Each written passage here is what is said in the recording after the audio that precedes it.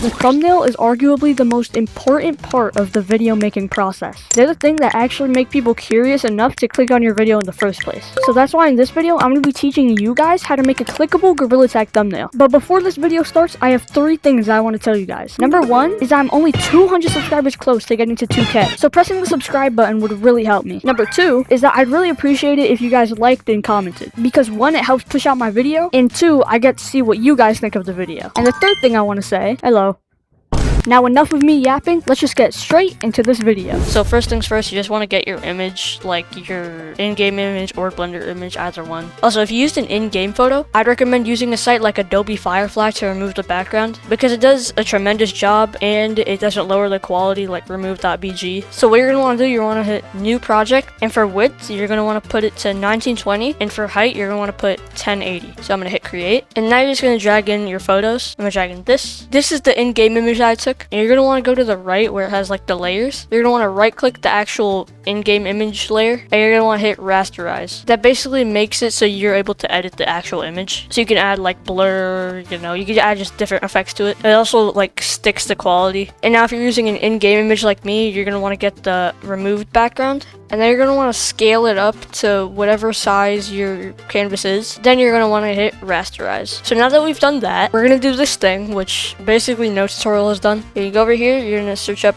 rule of thirds PNG and find this red one. This is the one that I like to use. You want to put it on the highest layer. The reason I put this, it basically just pinpoints wherever like points of interest in the thumbnail are. So for example, this point right here, this is a point of interest. This two, and this two. These are all points that your viewer is most likely going to look at first. So since we're going to want our gorilla on the left side, we're just going to move our background and our top layer to the left a bit. And if it's something like this, you could just scale it up. Yeah, I feel like this is good. So right now, this is what it's currently looking like. You should also take off visibility on the rule of thirds layer, just so it doesn't interfere with you while you're editing. So next, what we're going to do is we're going to do brightness and contrast, just to make it look a little bit more vibrant. So I'm going to select my monkey layer. I'm going to go to image, adjustments, and brightness contrast. You can turn up brightness a bit and turn up contrast to like 25, 50, either one of those are pretty good. For the background, I'm just going to make it a little bit darker so it doesn't really like interfere like with anything else that's in the scene. I'm also going to turn up contrast to like 40. So what I'm going to do is I'm going to select my monkey, go to this little lollipop looking thing, which is called the dodge tool, hold left click and select burn tool. Then you're going to want to right click and then select the first little preset down here and then turn up the size. So the burn tool just adds shading to whatever you draw on. So I'm just going to add a little bit of shading, under the neck, under the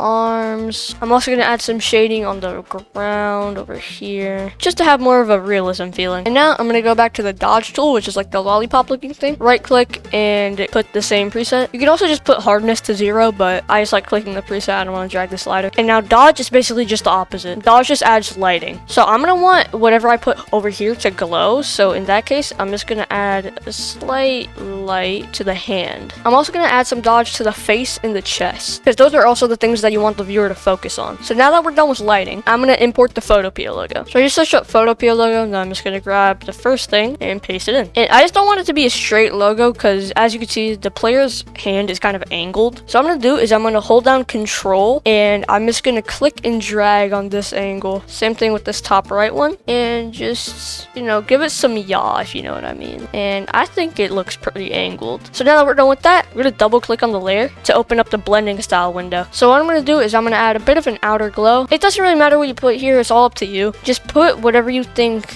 looks good in your opinion. So I like what I got going on over here. I'm just going to turn on my rule of thirds. As you can see, the logo is inside of there. I'm just going to move this a little bit to the middle and add some more dodge to the hand so it can, fit more. So that we're done with that, we're going to have to add some text. So what we're going to do is we're going to hit this little T at the bottom. We're going to change the font. For this tutorial, I'm going to do Helvetica. I'm going to change the color to white. I'm just going to put text that just says tutorial. As you can see, it's pretty small, so we're just going to size it up. And we're just going to put it right in the middle of our little point of interest. Also, if your text overlaps with your monkey and you don't want it to do that, you can just move the text layer under the monkey. So now it's not interfering. But since the first letter is kind of hidden, I'm just going to move it over a bit. So I'm going to hide the rule of thirds overlay and double click on the T, and I'm going to double click on the text layer. So for this, I'm going to want to add a bit of bevel. I don't know, that's kind of what I want. It all depends on the vibe that your thumbnail has. this. So mine's pretty neutral, so you know, I'm just gonna give it a neutral vibe. So if you want it to, you know, pop more, you can give it some bevel, you can give it outer glow. I'm gonna also give mine some drop shadow. Put the settings to whatever you prefer. So I like what I got going over here. I also might bevel the monkey just to make it pop a bit more. But I'm gonna remove this dark one so it doesn't really ruin the shading. So I'm just gonna fiddle with the size and depth. So now I'm gonna add like a subtle glow to the monkey, but I'm not gonna use the layer style tab. So I'm gonna create a new layer at the bottom. It's kind of like a folded page icon to create a new layer. I'm gonna drag the layer under my monkey. I'm gonna select the brush and I'm gonna right click and give the brush the same settings I did with the burn and dodge tool. So I'm gonna put hardness down and size up. And since I have a green monkey, I'm gonna change the color to green. My monkey's a little bit of a lighter green, so I'm just gonna do that. And now what I'm gonna do is I'm gonna go over here where it says normal and change it to overlay. And I'm gonna put opacity to something like 50. Make sure this is on the new layer that you just created. And now I'm just gonna draw within the monkey and you can see kind of like a subtle glow being added. But the opacity is kind of low, so I'm gonna put it to like 75. I'm gonna add like a brown glow over here. You can just adjust the opacity. I'm just gonna put mine to 100. I think it looks pretty good. I'm gonna add some glow down here as well. Kind of forgot. Alright, so my mic wasn't really working on this part, but in this part, I'm just using the glow method that we used on the monkey, and instead I'm just using it on the text and the logo. So now we're done with everything. We're gonna select all the layers, besides the background if you still have it, and the rule of thirds layer. We're gonna hit Control J or Command J if you're on Mac. We're gonna right click